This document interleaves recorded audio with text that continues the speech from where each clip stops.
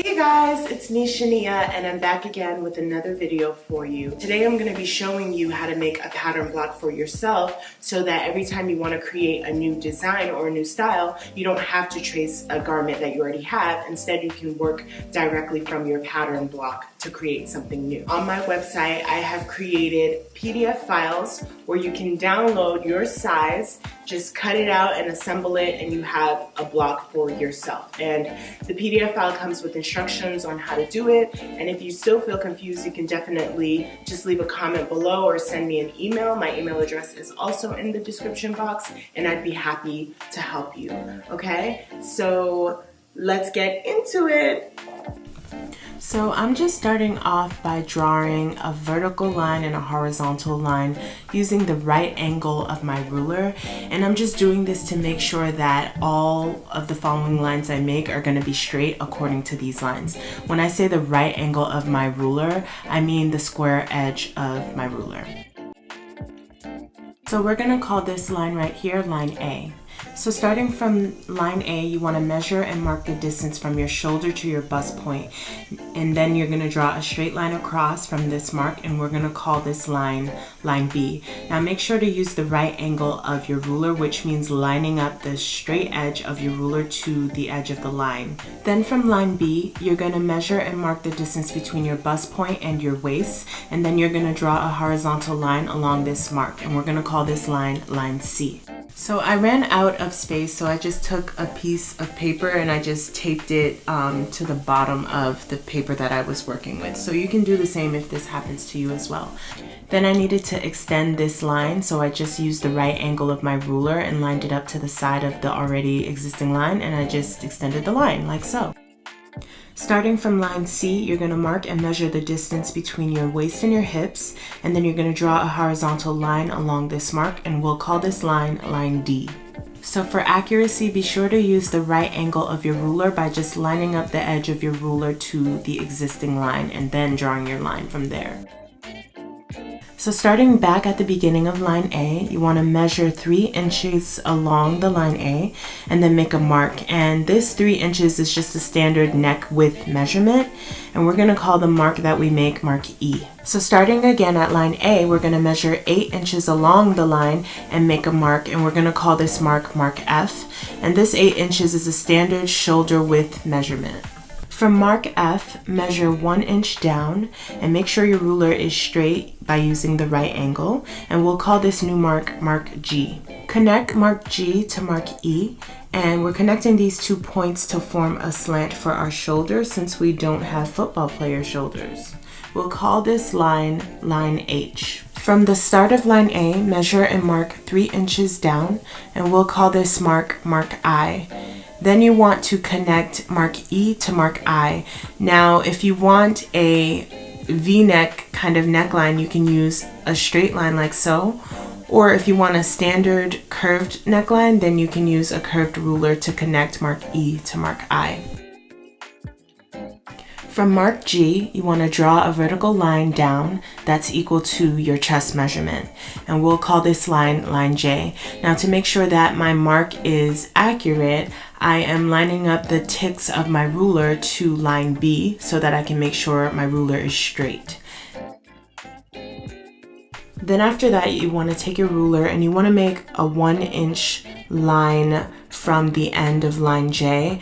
I accidentally made the mistake of marking off 2 inches because I was trying to use the right angle of my ruler, and I forgot that the right angle is 2 inches and not 1 inch. So just mark off 1 inch right here, and we're going to call that mark mark L. From the beginning of line B, measure and mark the circumference of your bust divided by 4, and we'll call this mark mark M. Starting at line C, you want to measure and mark the circumference of your waist divided by 4 plus 1 for the dart, and then you want to make a mark, and we'll call that mark mark N. Going back to line D, you want to measure and mark the circumference of your hips divided by 4 plus an extra ½ inch for ease, and we're going to call this mark mark O. Use a ruler to connect marks L, M, N, and O so that you can form the side seam of your pattern block.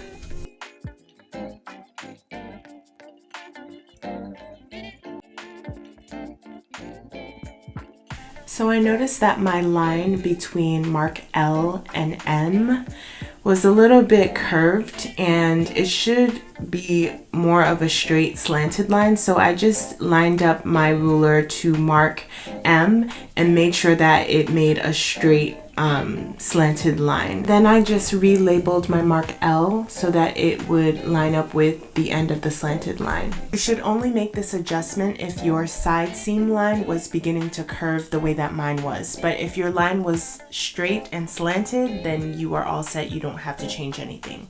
Then you want to use your curved ruler to round out the side where your waist is, because in reality our waist is not pointy and hard like that. It's more soft and rounded. And you can also do the same thing with your hip if you want a more rounded hip line, but I'm gonna leave mine the way it is. Starting at mark L, we want to extend this line so that it meets the center fold line, and just make sure to use the right angle of your ruler. And we're gonna call this line line K. Starting at mark G, measure and mark the halfway point of line J, and the midpoint mark will be called mark P. And I just did this by folding my measuring tape in half and then marking it off. Make a mark that is 1.5 centimeters to the left of mark P, and again it's centimeters, and we'll call this mark Q. Connect marks G, Q, and L with the curved ruler. I'm just crossing out this line here so that I won't be confused when it's time to cut out the pattern. Make sure that you make a notch at mark Q that goes inwards inside of the pattern, because we're going to need it once we begin to make the back of our pattern. From the start of line B, measure and mark the distance of your bust band divided by 2, and we'll call this mark the bust band point. Again, at line C, you want to measure and mark your bust band measurement divided by 2, and we're going to call this mark the bust band point. And then you're going to do the same thing on line D. Then you're going to draw a vertical line to connect all 3 bust band points, like so.